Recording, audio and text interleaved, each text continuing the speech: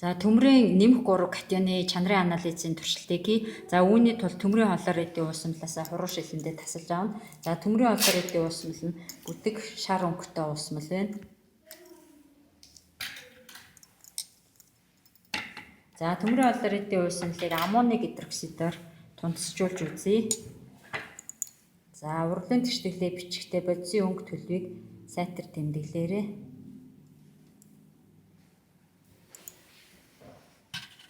За аммоны гидроксидоор улаан хөрөн өнгийн тундас үүсгэж байна. За мөн төмөр нэмэх 3 катионыг натрийн гидроксидээр тунцжуулах боломжтой.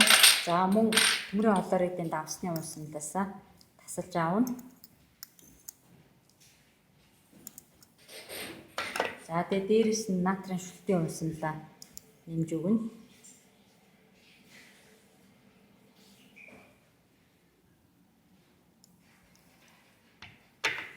За үүссэн төмрийн гидроксидын тундас натрийн шүлтэнд уусах нь уу гэдгийг илүүдэл натрийн OH нэмэх замаар шалгана.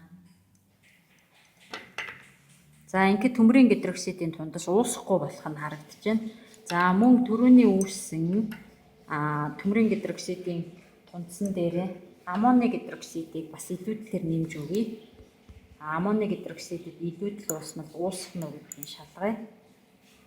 За ингээд бас мөн ядгаагүй төмрийн гидроксидын тундас нь илүүдэл аммоны гидроксидэд уусахгүй байна. За ингээд төмөр нэмэх 3 катион нь натрий болон аммоны гидроксидээр тунцчиж улаан хүрэн тундас үүсгдгийг харлаа.